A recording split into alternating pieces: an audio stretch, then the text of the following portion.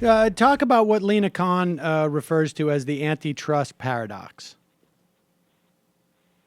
Right. So it's actually a play on a book written by Robert Bork in 1978, and that book was the argument that antitrust is a as he called it, a policy at war with itself. So by protecting competition, by protecting more competitors, small businesses, and things like that, antitrust could sometimes raise prices on consumers, or this was his argument. And that actually had an anti-competitive effect. And his argument was that this was a paradox. What Lena was saying is that this has, actually, I have an email from Lena that I can just look up. But what she's saying is that antitrust, the way that this has been interpreted, the way that we have used our antitrust laws since Robert Bork, which is to understand that the purpose of antitrust laws is to protect what he argued was consumer welfare and nothing else, aka price, low prices. The effect of that has been paradoxically to concentrate power in the hands of a very small group of distributors and retailers and producers. So first, that would be the chain stores like Walmart. But now it's in the hands of Target or so on and so forth. But now that was in the 80s when they concentrated power and got rid of a whole bunch of independent retail stores. Now we're talking about further concentrating that power into the hands of just one store, which is Amazon, and is becoming both an online and an offline retailer. So, I mean, let's talk about this change because we've discussed it before here, but it really bears repeating. When the Chicago school, when we talk about like Milton Friedman and Bork and others, changed the way that we look at antitrust, so that antitrust was the goal of antitrust policy, the goal of anti-monopoly policy was specifically to make sure that consumers were getting lower prices, that you couldn't have like price fixing and you couldn't have, I mean, basically that's it, right? We want consumers to have lower prices. And I think for most people who don't spend much time thinking about it, that seems like, oh yeah, what else would the goal be? Tell us what else the goal would be, could be, and then we'll start talking about what it was 100 years ago or so. Right. So antitrust, the antitrust laws were created in around the turn of the century. So 1890 was the Sherman Act. I think 1913 or 14 was Clayton Act. 36 was Robinson-Patman. And these are laws that were political laws. They were intended to structure our markets to prevent the concentration of political power in the hands of a small group. And in the case of the Sherman Act, it was, John Sherman was a Republican senator. His brother was William Tecumseh Sherman, who had fought in the Civil War. Sherman's March to the Sea. And in 1890, he passed a law to protect the republic that his brother had fought to preserve in the Civil War. And the idea was, I think he says, if we will not bear a king of our republic or something like that, but we will not bear a king or an autocrat of trade who can just set the price.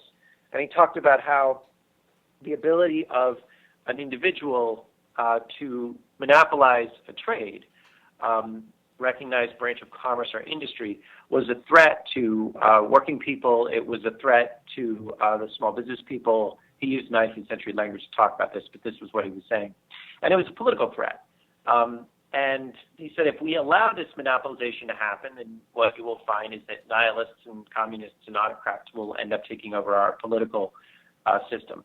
And so this carried through for roughly until Bork, this understanding that the political, this sort of Madisonian checks and balances frame brought into the corporate world. That's what antitrust was. And it was meant to preserve a balance of power in the economy. No market could be monopolized, or there could be what were called restraints of trade. there had to be competition so that you could choose. If you were a worker, you had multiple people you could work for, so you would have leverage there. If you were a consumer, you had multiple people you could buy from. And if you were a producer, you had multiple people that you could sell to. And the point of our antitrust laws was to make sure that there was competition and that market structure didn't allow for monopolization and a whole host of predatory activities in there.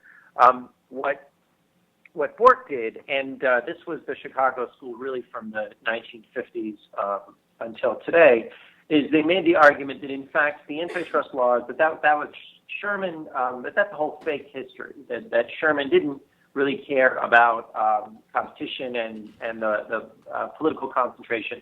All he cared about was consumer prices, that the only thing that mattered was not bigness, not power.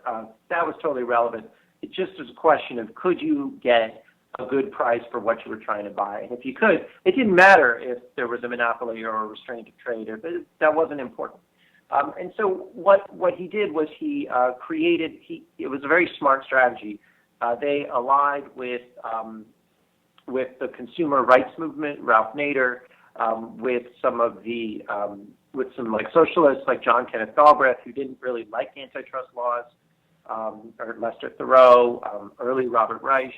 They thought that the Sherman Act was foolish, and they made the case that we really needed to have big institutions that would compete with, Japanese companies and German companies and deliver efficient low prices. That there were economies of scale, and that because of these economies of scale, that small producers and small retailers were irrelevant and problematic.